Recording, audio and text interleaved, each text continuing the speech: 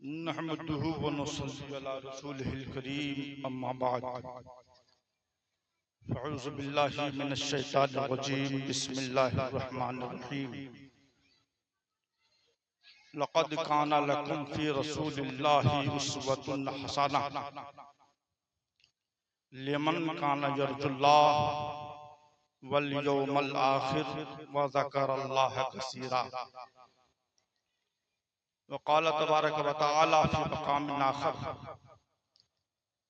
इन्ना अरदनल अमानता अलस समावाति वल अर्दि वल जिबाल फ़अबैना अन यहमिलनहा वअशफ़क़न मिनहा व हमलहल इंसान। सदक़ल्लाहुल अज़ीम। नबी और आले नबी की मुक़द्दस बारगाह में दुरूद शरीफ पढ़ने अल्लाहुम्मा सल्ली अला सय्यदिना शफ़ीइना हबीबिना मौलाना मुहम्मद व अला आलि सल्ली अला सय्यदिना मौलाना मुहम्मद कमा तुहिब्बु व तर्दा बिअन तुसल्ली अलैहि सल्लु अलैहि सलातन व सलामुन अलैका या रसूलल्लाह।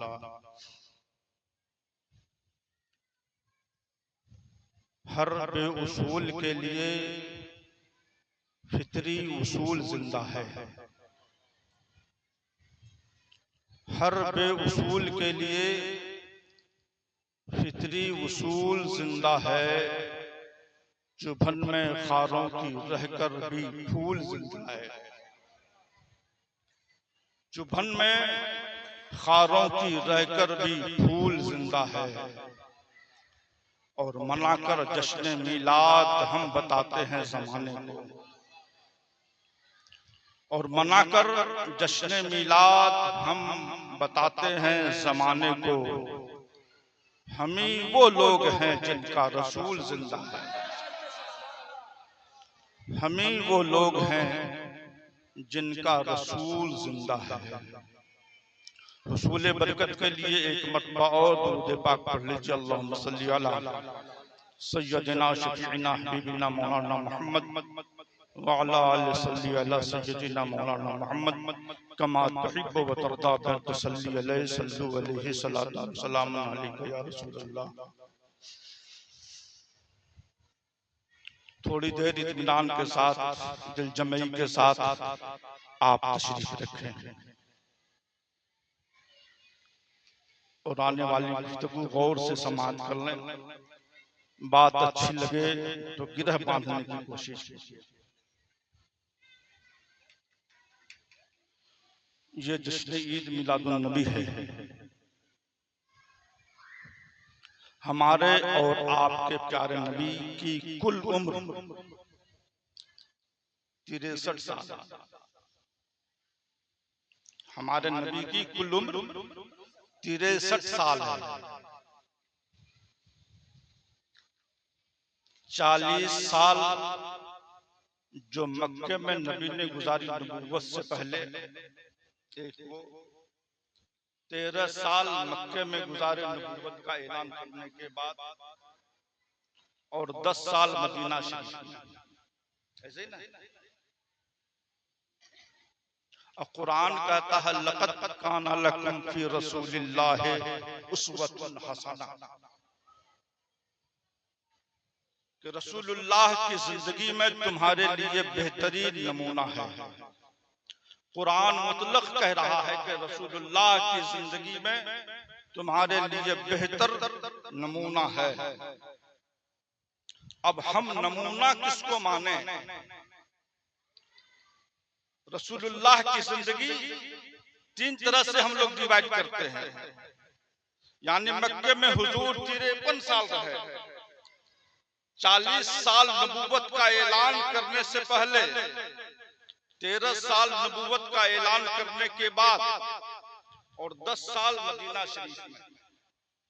तो हम नबी की किस जिंदगी को अपने लिए नमूना बनाएं? एक सवाल होता है ना।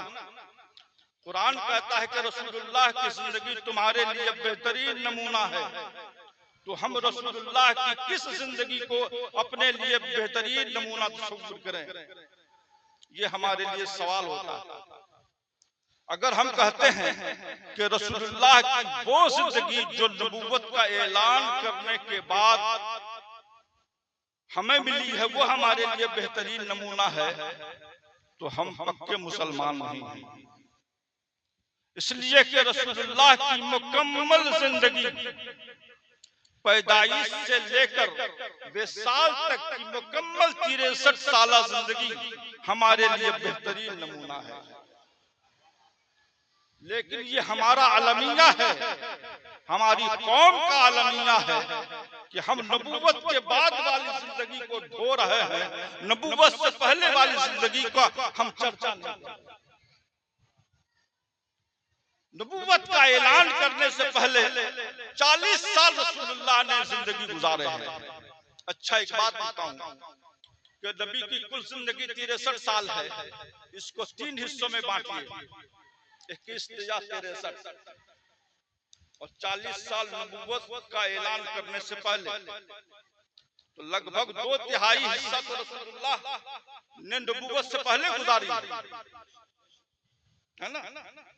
तो हम इसको नमूना नहीं बनाते हैं, हम इस पर अमल करने की कोशिश नहीं करते हैं कि रसूलुल्लाह अलैहिस्सलाम ने 40 साल के बाद नबूवत का ऐलान किया है, 40 साल पहले इन्होंने अपनी जात को मनवाया है, तब रसूलुल्लाह ने अपनी बात मनवाई।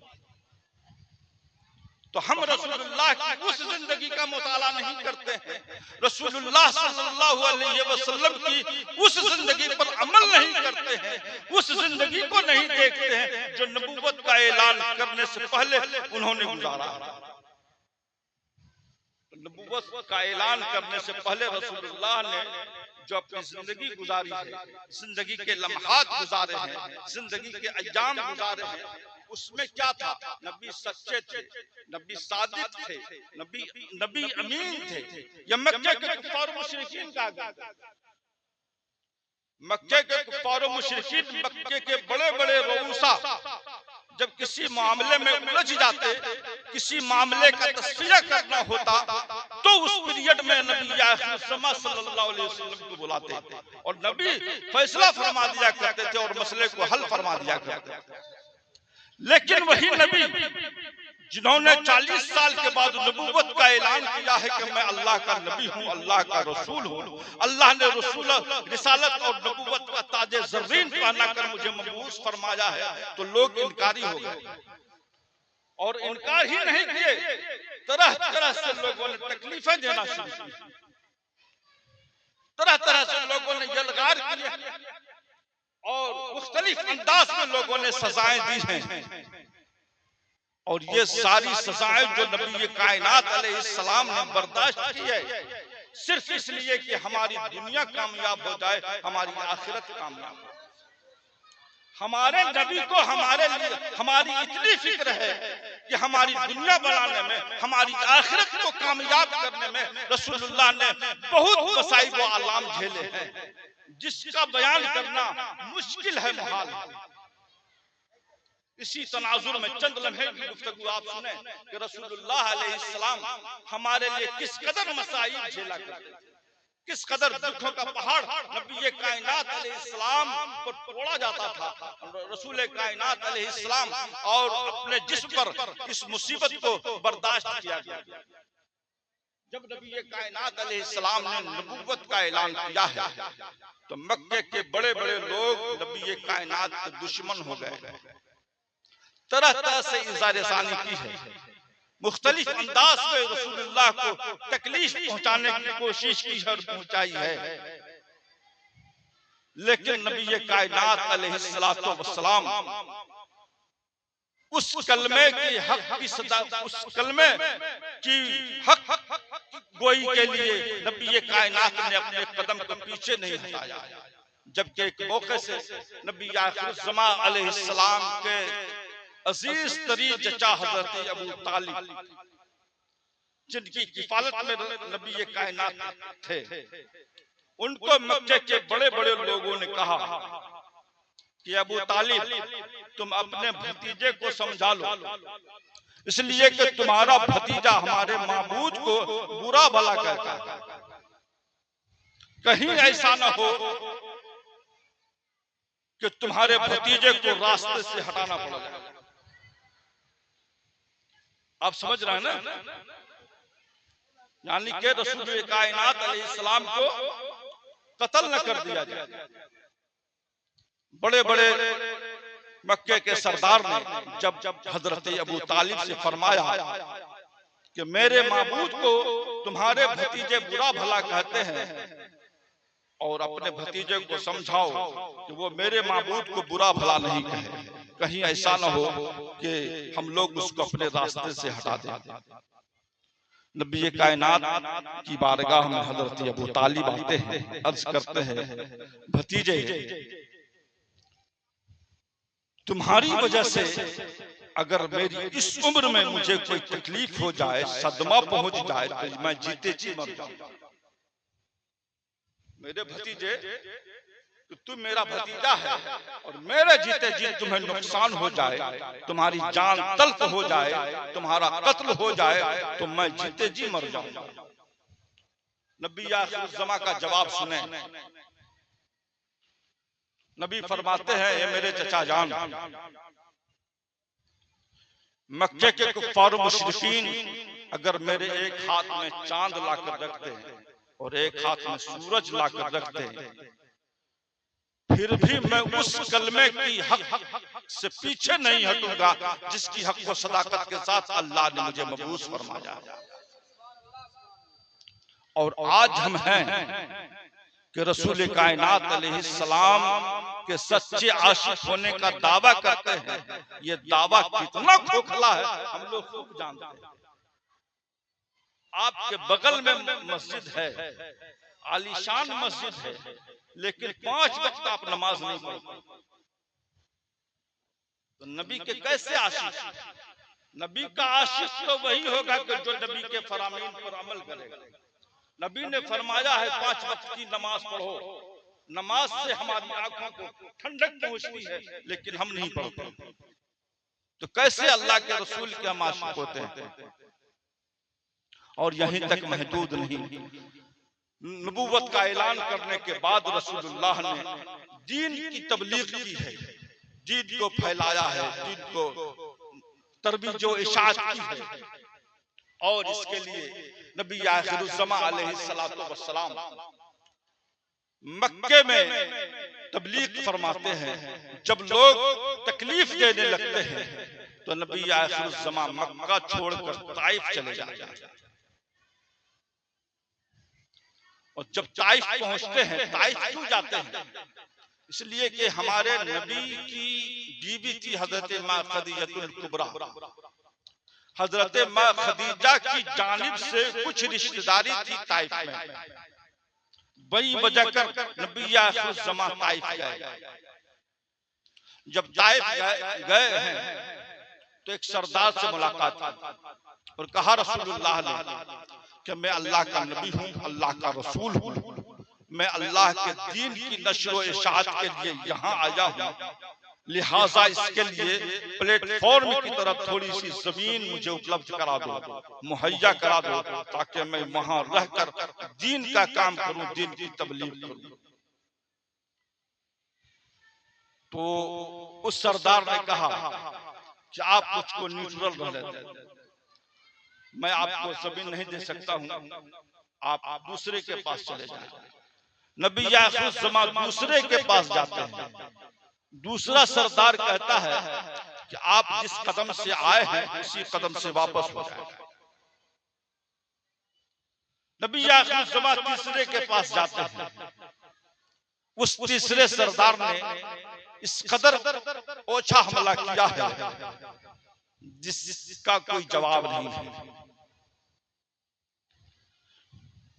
तीसरा सरदार कहता है कि अल्लाह को कोई और नहीं मिला था नबी बनाने के लिए कि तुम जैसे लावारिस को अल्लाह ने नबी बनाकर भेजा है। बताइए कितनी तकलीफ हुई होगी। अल्लाह को कोई और नहीं मिला था नबी बनाने के लिए कि तुम जैसे लावारिस को अल्लाह ने नबी बनाकर भेजा। और इतने ही पर बस नहीं किया, बल्कि उस सरदार ने ताइफ के रास्ते में दोनों जानिब औबाश लोंडों को खड़ा कर दिया कि रसूलुल्लाह को पत्थर मारते रहो। यहाँ पर रुककर मैं आपको एक बात बताने की कोशिश करूं कि अगर एक पत्थर आपके सर पर मार दिया जाए तो फौरन खून निकल जाएगा, लेकिन अगर वही पत्थर आपके पांव में एक मर्तबा मारा जाए तो खून नहीं निकलेगा। कई मर्तबा चोट लगने के बाद तब खून निकलेगा। नबी कायनात अलैहिस्सलातो वस्सलाम को ताइफ के औबाश लौंडों ने इस कदर पत्थर मारे थे, इस कदर पत्थर मारे थे कि पूरा पांव लहूलुहान हो गया था। और इस मौके से साए की तरह चलने वाले हजरत सिद्दीक अकबर भी साथ में नहीं थे, बल्कि हुजूर के मुंह बोले बेटे और आजाद करता गुलाम हजरत ज़ैद थे। हजरत ज़ैद बयान करते हैं कि ताइफ के नौजवानों ने इस कदर पत्थर मारे थे, इस कदर कंकर मारे थे कि पांव लहूलुहान हो गया था।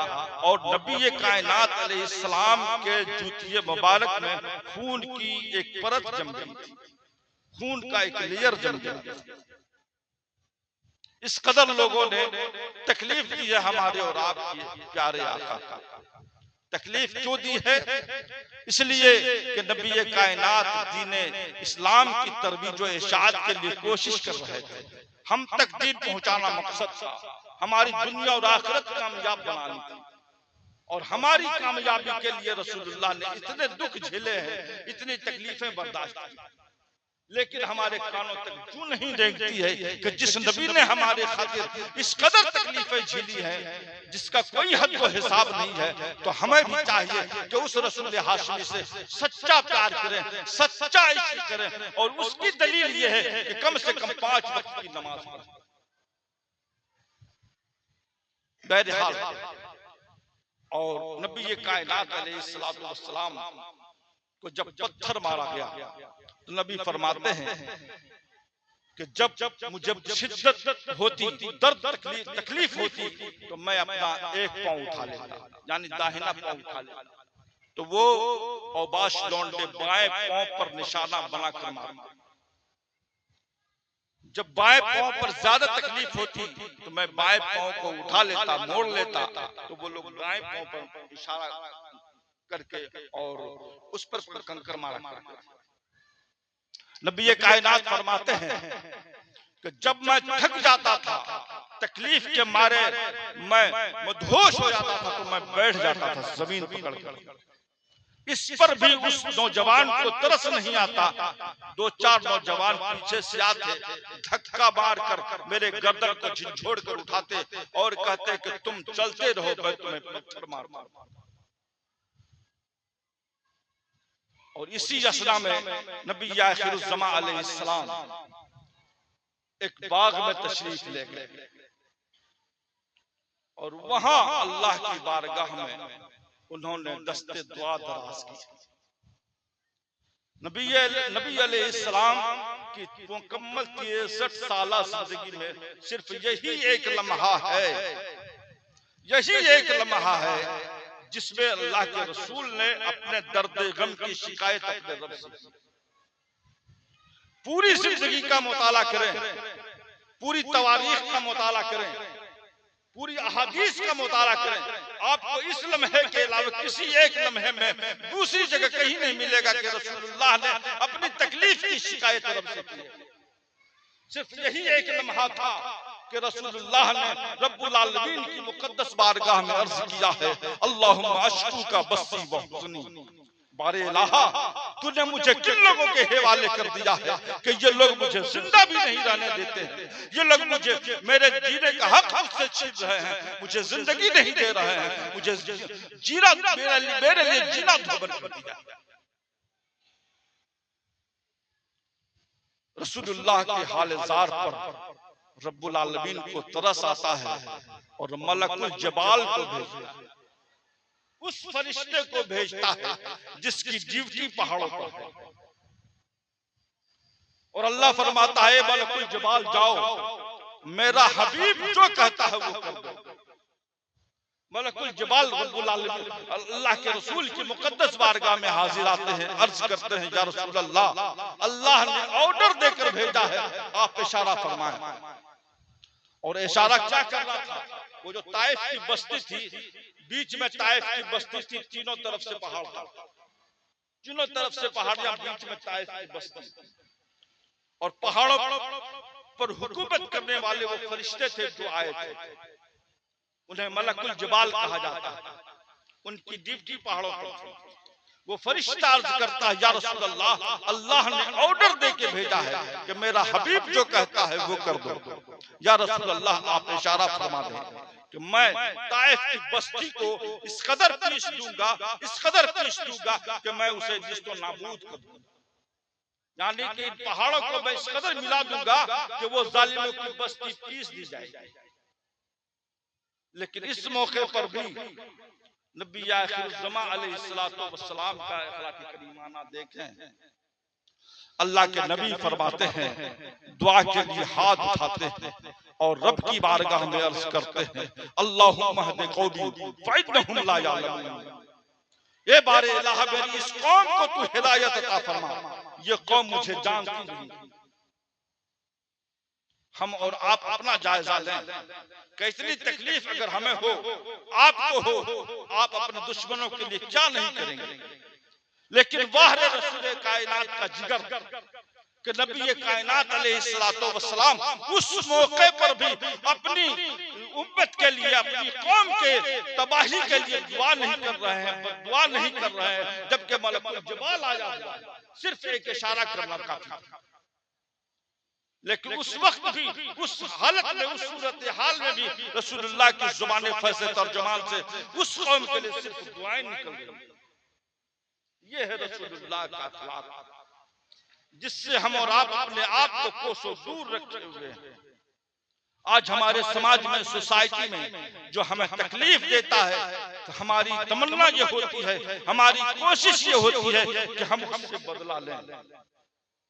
लेकिन रसूलुल्लाह का कैसा जिगर था कि लोग तकलीफें देते थे, लोग सताया करते थे, लेकिन रसूलुल्लाह उसे माफ फरमा दिया।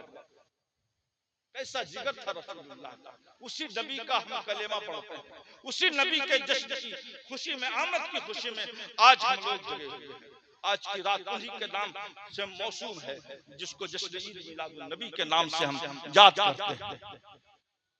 ये है रसूलुल्लाह का मजाज और मकाम। और सुने, वक्त ज्यादा हो जाएगा तो इशारा करें।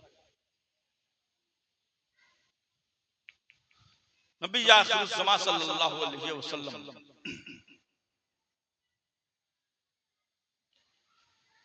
को तकलीफ जब देखा लोगों ने, मक्के के कुफार मुशरिकीन ने, कि मोहम्मद अरबी का दीन दिन ब दिन तरक्की कर रहा है, घटने का नाम नहीं दे रहा, दिन ब दिन उरूज और इर्तिका की मंजिल पर गामज़न है, तो मक्के के कुफार मुशरिकीन ने सोशल बाइकाट किया। जिस तरह हम लोग अपने समाज में, अपनी सोसाइटी में किसी को जात से बार देते हैं, हुक्का पानी बंद कर देते हैं, ऐसा होता है कभी कभी, कहीं कहीं देखने को मिलता है कि लोग को समाज से बाइकाट कर देते हैं, न उसके यहाँ कोई जाएगा, न उससे कोई बात करेगा, न वो किसी से बात करेगा। ऐन इसी तरीके से यही सूरत हाल हुई है हमारे और आपके आका के साथ। और नबी आखिरुज़्ज़मा अलैहिस्सलाम चंद मुसलमानों के साथ शब अबी तालिब में 3 साल तक कैद बमशक्कत महसूस है। 3 साल तक उसे शब अबी तालिब कहा जाता है। हजरत अबू तालिब को कुफ्फार, मक्के के बड़े बड़े कुफ्फार ने, रऊसा ने बुलाया और एक मुआहिदा लिखा, सोशल बाइकाट, और उस मुआहिदे को काबे की दीवार पर चिपकाया गया। और उस जमाने का रिवाज था, उस वक्त का, कि जो चीज लिखी जाती थी जब तक वो राइटिंग महफूज है तो वो मुआहिदा महफूज है, अगर वो राइटिंग खत्म हो गई तो मुआहिदा खत्म। काबे की दीवार पर मुआहिदा लिख के लटका दिया गया। और नबी आखिरुज़्ज़मा सल्लल्लाहु अलैहि वसल्लम को चंद मुसलमानों के साथ शब अबी तालिब में महसूर कर दिया गया, मुक़य्यद कर दिया गया। और शब अबी तालिब के दरवाजे पर पहरेदार को खड़ा कर दिया गया कि शब अबी तालिब से लोग बाहर नहीं आए। 3 साल तक नबी आखिरुज़्ज़मा शब अबी तालिब में रहे, पहाड़ के गार में रहे हैं चंद मुसलमानों के साथ। खाने पीने की जो चीजें थी खत्म हो गई। अब खाने पीने के लाले पड़ गए तो दरख्तों के पत्ते चबाकर मुसलमानों ने दिन गुजारे हैं। रसूल कायनात ने दरख्तों के पत्ते चबाए हैं। मशकीज़े जो चमड़े के थे उसको फूला फूला कर चबाया गया। दरख्त की जड़ों को खाया गया। तारीख के पन्ने बताते हैं, तारीख के जुमले बताते हैं कि महसूरीन में जो चंद बच्चे थे जब भूख और प्यास की शिद्दत से निढाल होकर रोते थे तो उन बच्चों के रोने की आवाज से बाहर आया। इतनी तकलीफें झेली हैं हमारे नबी ने हमारे खातिर, लेकिन हमें जर्रा बराबर फर्क नहीं। न हम सुनना चाहते हैं, न हम जानना चाहते हैं, न उस पर अमल करना चाहते हैं। ये तुलसीपुर में बहुत सारे लोग हैं लेकिन सब सोए हुए हैं, दीन की जानकारी नहीं। आप आएंगे नहीं तो दीन की जानकारी कहां से मिलेगी? आप एक रात कुर्बान नहीं कर सकते हैं। जिस रसूल हाशमी ने आपके खातिर इतने दुख झेले हो, इतनी मुसीबतें बर्दाश्त की हो, उस रसूल हाशमी के लिए आप 2 घंटे नहीं रुक सकते। ये हमारे लिए नसीबी की बात है कि इतनी बड़ी आबादी में मुट्ठी भर मुसलमान, चंद मादूद मुसलमान मौजूद। ये हमारे लिए शर्म की बात है।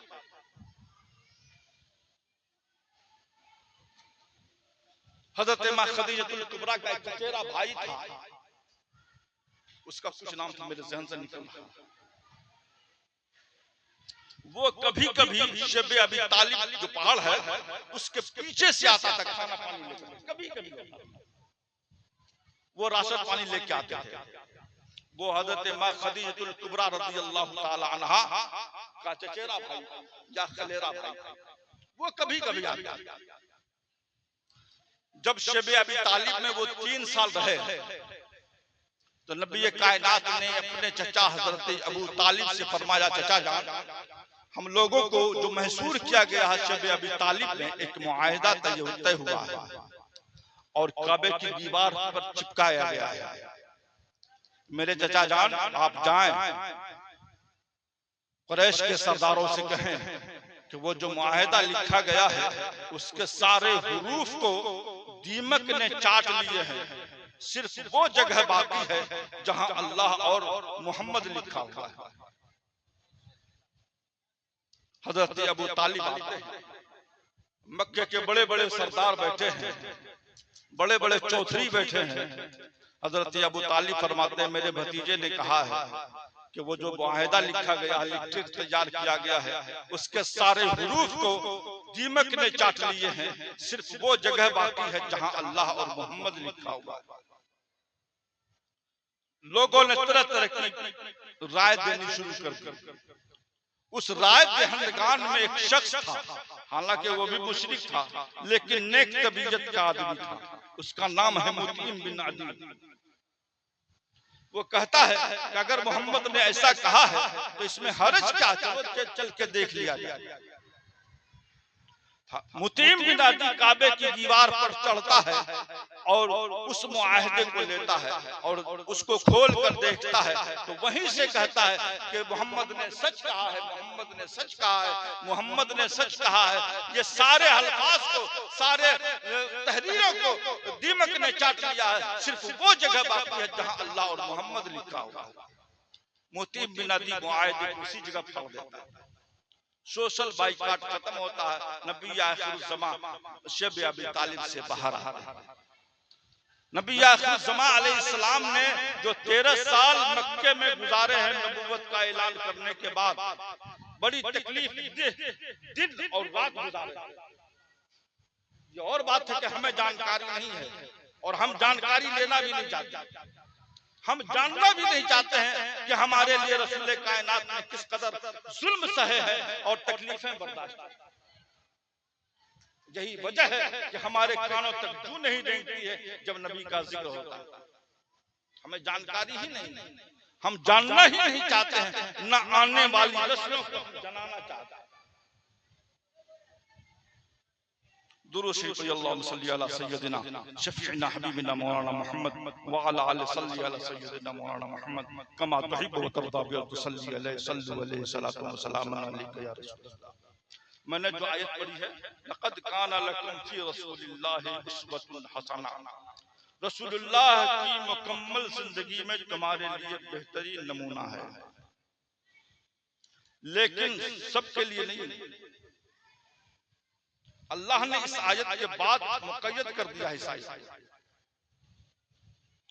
जिस इंसान के अंदर 3 सिफत हो, 3 खूबियां हो, उसी इंसान के लिए रसूलुल्लाह की जिंदगी में बेहतरीन नमूना है, हर किसी के लिए नहीं। ये हम नहीं कह रहे, ये कुरान कह रहा है। लिमन काना यर्जुल्लाह वल यौमल आखिर व ज़करल्लाह, उस बंदे के लिए रसूलुल्लाह की जिंदगी में बेहतरीन नमूना है जिस बंदे के अंदर ये खूबी, ये कमाल पैदा हो कि उसको अल्लाह से मुलाकात। हम लोगों को अल्लाह से मिलना है कि नहीं? आपको मिलना है, मिलना पड़ेगा, नहीं चाहते हुए भी मिलना पड़ेगा। आपको जो अल्लाह ने ये जिंदगी अता की है, 50 साल, 60 साल, 70 साल जिंदगी, इसमें जो हम कर रहे हैं, चाहे अच्छे काम हो, बुरे काम हो, इसका सारा लेखा जोखा लेकर रब्बुल आलमीन की बारगाह में हाजिर होना। रब फरमाएगा, पूछेगा कि तुमने क्या किया है, तुम्हें इतनी जिंदगी दी थी, तुमने उस जिंदगी में कौन सी नेकी की है, कौन सा गुनाह किया, सारा लेखा जोखा लेकर रब्बुल आलमीन की बारगाह में हाजिर होना। इस दुनिया के अमाल अगर हमारे अच्छे रहेंगे तब हमारा ठिकाना वहां अच्छा होगा। इस दुनिया के अमाल हमारे खराब रहेंगे तो वहां अच्छा ठिकाना मिलने नहीं जा रहा। तो अल्लाह फरमाता, लिमन काना यर्जुल्लाह, जिस बंदे को ये यकीन हो जाए कि कयामत के दिन उसे अल्लाह से मुलाकात करनी है, उसी बंदे के लिए रसूलुल्लाह की जिंदगी में बेहतरीन नमूना। और जिस बंदे को ये यकीन हो जाए कि हमें अल्लाह से मिलना है, तो बताइए इससे कोई गलती होगी, कोई गुनाह सरसद होगा? नहीं होगा। हमें यकीन ही नहीं है कि हमें अल्लाह से मिलना है। जब तक हमारे दिल में यकीन पैदा नहीं हो जाए कि हमें अल्लाह से मुलाकात करनी है, अपने अमाल का हिसाब किताब देना है, उस वक्त तक हम गुनाहों से बच नहीं सकते।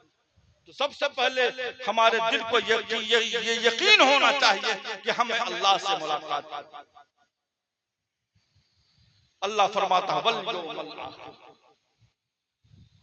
कयामत के दिन पर भी हमारा यकीन होना चाहिए, ईमान होना चाहिए।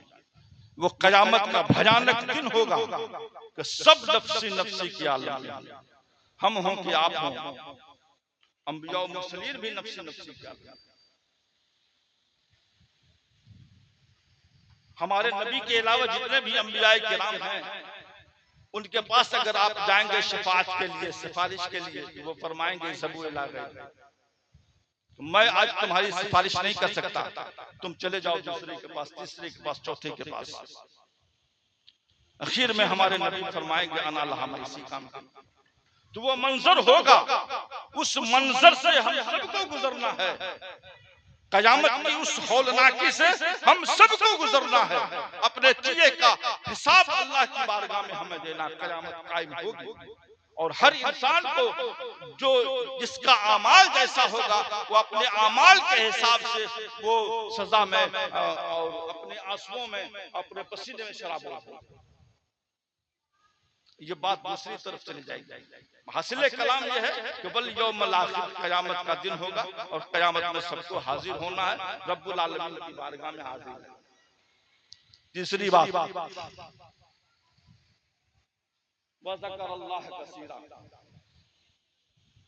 जो कसरत से अल्लाह को याद करे, जो ज्यादा से ज्यादा रब्बुल आलमीन का जिक्र करे, अल्लाह को याद करे, उसी बंदे को अल्लाह रब्बुल इज्जत रसूलुल्लाह की जिंदगी में बेहतरीन नमूना अता फरमाएगा। अब कसरत कैसे हो? दिन और रात में 24 घंटे होते हैं। कसरत कब होगी? जब हम कम से कम 12 घंटा 1 मिनट अल्लाह को याद करेंगे। 12 घंटा 1 मिनट कम से कम अल्लाह को याद करेंगे, तब कसरत होगी। इसको और आसान करते हैं। हमारे यहाँ चुनाव होता है, इलेक्शन होती है। मान के चलिए एक वार्ड में 2 कैंडिडेट है, 100 वोटर है। 100 वोटर है, 2 कैंडिडेट है, तो जिसको 51 वोट मिलेगा वही न जीतेगा। जिसको 51 वोट मिलेगा वही जीतेगा। इसलिए कि 50-50 दोनों का अगर मिलता है तो कोई नहीं जीतेगा। किसी को एक ज्यादा होना चाहिए। एक कब होगा? जब 51 वोट हो तभी वो जीतेगा। तो जीतने के लिए 51 वोट चाहिए। इसलिए कि एक बढ़ जाने के बाद बढ़ोतरी हो जाती है, इजाफा हो जाता है। ऐन इसी तरीके से 24 घंटे में कम से कम 12 घंटा 1 मिनट अल्लाह को याद करना है, अल्लाह का जिक्र करना है, अल्लाह की इबादत करनी है, तब कहीं जाकर हमारे जिक्र में कसरत होगी। इसका एक खूबसूरत तोहफा, एक खूबसूरत नुस्खा जो पैगंबर ने दिया है वो आपको दे रहा हूं। इस पर सब लोग अमल करें। अगर इस पर आप अमल कर लेंगे तो समझ लीजिए कि ये जलसा आपका कामयाब है। आपकी दुनिया भी कामयाब है, आपकी आखिरत भी कामयाब है। अब बहुत भारी चीज नहीं है, आसान चीज है, बेहतरीन नुस्खा है। इस पर हर किसी को भी, हर कशो नाकश को अमल करने की जरूरत है। जब आप तमाम तर कामों से फारिग हो जाएं, सोने के लिए बिस्तर पर जाने लगे, तो सोने से पहले कम से कम आप वज़ू करें। ये नुस्खा रसूलुल्लाह ने दिया है, बेहतरीन नुस्खा है, फ्री में ये नुस्खा मिल रहा है। सोने से पहले आप वज़ू करके सो जाएं। जब तक आप सोए रहेंगे उस वक्त तक जिक्र इलाही में आपका वक्त गुजरता रहेगा। तो कसरत होगी कि नहीं? आप 8 घंटे सोते हैं, 7 घंटे सोते हैं और दिगर औरादो वज़ाइफ कर लेते हैं और अल्लाह की बारगाह में सर्वत सुजूद हो जाते हैं, तो कसरत हो जाएगी। जब कसरत हो जाएगी तब रसूलुल्लाह की जिंदगी में आपको बेहतरीन नमूना मिलेगा। और अगर ये तीनों सिफत, ये तीनों खूबियां आपके अंदर नहीं है तो आपके लिए रसूलुल्लाह की जिंदगी में बेहतरीन नमूना मिलने नहीं जा रहा है। इसलिए कि ये हम नहीं कह रहे हैं, ये अल्लाह फरमा रहा है, कुरान का ऐलान है। लमन काना यरजुल्लाह वल यौमल आखिर व ज़करल्लाह कसीरा।